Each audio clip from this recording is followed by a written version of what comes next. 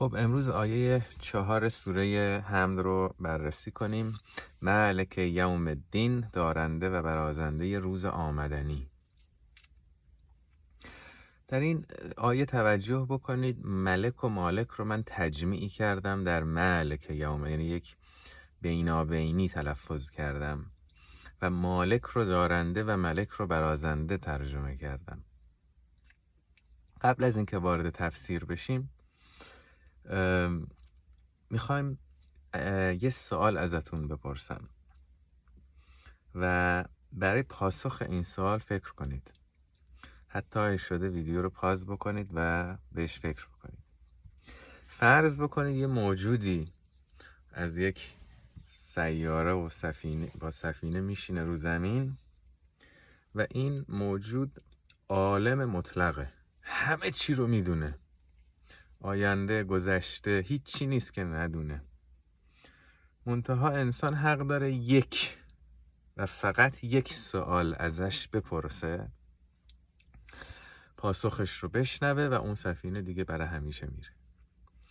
اون یک سوال چه سوالی باشه به نظر شما؟ به این فکر کنید. اگه میخواید ویدیو رو پاز کنید. چه سوالی خوبه که ما بپرسیم؟ اگه به این سوال خوب فکر کرده باشید متوجه میشید که بهترین سوال اینه که ما ازش بپرسیم خبری هست واقعا یا نه؟ ما مکلفیم؟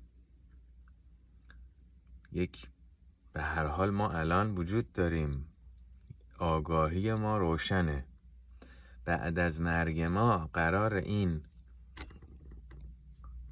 این آگاهی خاموش بشه، همش دیگه خاموش باشیم، یا قرار ما روشن بمونیم یا هی روشن و خاموش بشیم؟ مهمترین سوال اینه که تکلیف ما چیه؟ قراره یه روز تعیین تکلیف بشیم؟ آیا جاودانگی در کاره؟ این سوال رو بهتره از اون در واقع موجود فرضی بپرسیم. در این آیه به ما خبر داده شده است که یک روزی است که آمدنیه، یک روز قطعی و موعود و وعده داده شده توسط کسی که دیگه از او راستگوتر نیست. صداقت مطلق. و اون هم روز به طور نجومی موقعی است که موجود رو به نور دارد و اونجا از آنجایی که به هر حال حق جلوه‌گر است، روز قیامت، یوم الدین، دیگه اونجا خدا انکار کردنی نیست. الان چرا؟ توی فرصتی است که خدا باطنه، یک جوری مخفیه، ولی اونجا دیگه انکار کردنی نیست.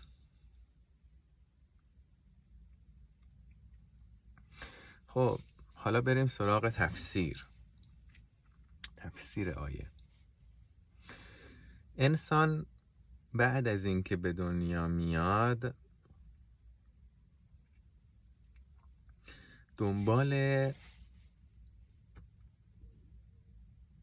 کشف یک حقیقتی میخواد بره و اون اینه که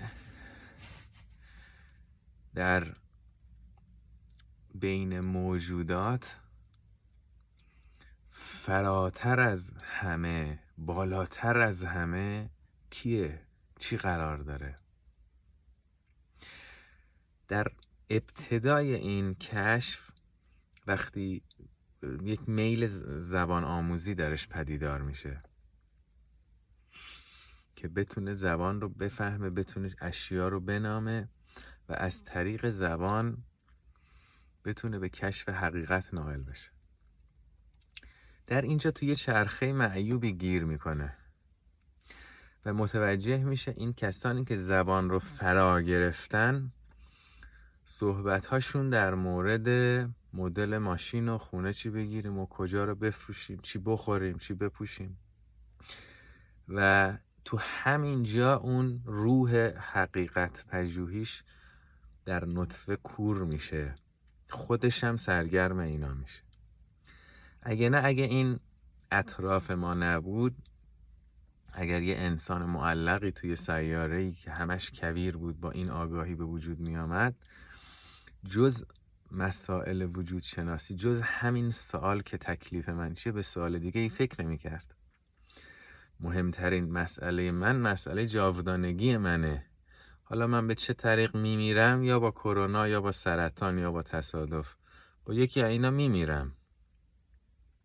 فردا پول گیرم میاد نمیاد، یه 2 روزی حالا یا با گرسنگی یه ذره میگذره، یا با سیری میگذره، یا این چند روزی که ما برامون مونده از این زندگی، حالا قراره چقدر تفاوت کنه به حال ما.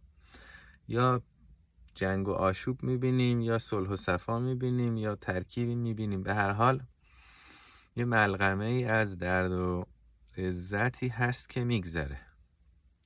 چقدر برام مهمه؟ خب مهم هست تا اونجایی که اگه دریچه به سوی جاودانگی من باشه خیلی مهمه اتفاقا،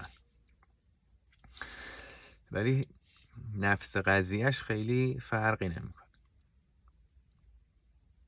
پس مهمترین سوالی که من میخوام در جستجوش برم اینه که تکلیف من چیه حالا که هستم؟ آیا قراره مرگ رو بچشم و در یک خاموشی مطلق برم، یا قراره مرگ رو بچشم در یک روشنایی مطلق قرار بگیرم؟ یعنی اون آگاهیم فعال باشه. آگاهی بدون بدن، انسان وقتی خوابه بدنش که باش نمیاد، ولی آگاهی داره، حتی درد و لذت رو میتونه بچشه تو خواب. اونجور منظورم از آگاهی یا روشنیه. بدنم با هم نمیاد، میدونم بدنم میره زیر خاک، ولی شاید آگاهی من بمونه بدون بدنم و بعد دوباره بدن بگیره به خودش. خب جستجوی این سوال کودک میاد به دنیا. در 2 ساحت میتونه حقیقت رو پیدا کنه. یکی بگه حقیقت مطلق، برای اینکه عالم رو به طور کلی روانشناسا 2 دسته میکنن. یکیشون میگن محیط، مثلا بگیم فیزیکی، شیئی.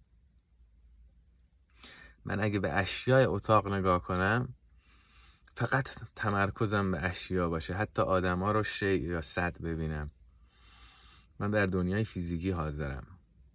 اگه نه، اشیاء رو ببینم کیا حاضرن، اشخاص، اون چشمهای ناظر در اتاق کیان. مثلا خالم نشسته، عموم نشسته، دایم نشسته، مامانم نشسته. به اطراف به این میگن محیط اجتماعی. و اگه من حاضر باشم در محیط اجتماعی، اون وقت من در محیط اجتماعی حاضرم. به حسب همین 2 هویت هم برای انسان تعریف میشه. یکی اینه که من در محیط اجتماعی کیم، یعنی دیگران منو چطور نگاه میکنن. آیا منو با نفرت نگاه میکنن، با اشمئزاز نگاه میکنن، با تحقیر با هم برخورد میکنن، یا دارن منو تحسین میکنن؟ پس در پاسخ سوال من که هستم، یه وقت من در جستجوی من که هستم میرم در محیط اجتماعی، یه وقت در پاسخ این سوال میرم که من که هستم در محیط فیزیکی و سعی میکنم این اشیاء رو مالک خودم بکنم، یا مثلا القابی به دست بیارم، مدیر عامل بشم فلان. به طور کلی وجهی از انسان که خودش رو میخواد در محیط اجتماعی پیدا بکنه رو میتونیم اسمشو بذاریم شرق، و وجهی از انسان که خودش رو میخواد در محیط نمادها یا اشیاء پیدا بکنه اسمشو میتونیم بذاریم غرب.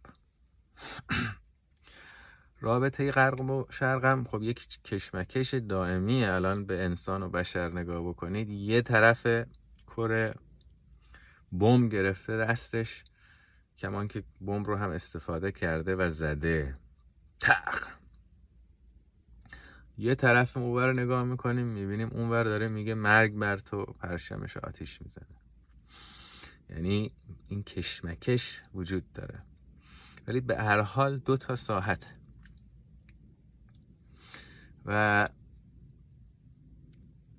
اون حد اعلایی که شرق میخواد بفهمه اسمش رو بگذارید ملک، که تمام نگاه ها به سمتشه،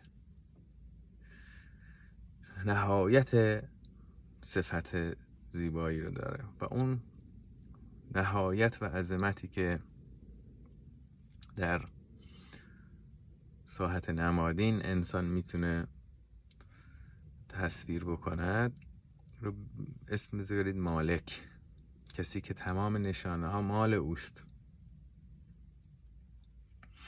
خب خداوند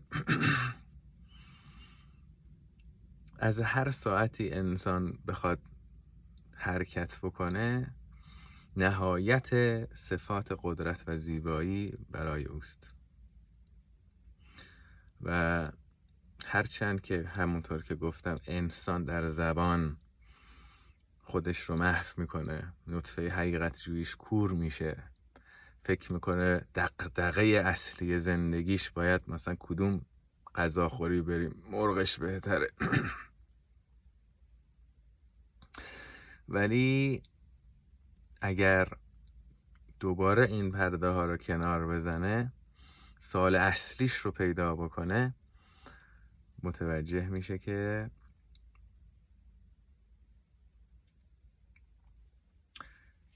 چقدر این حقیقت روشنه. مالک یوم الدین، دارنده و برازنده روز آمدنی. تا برنامه بعدی، خدا نگهدار.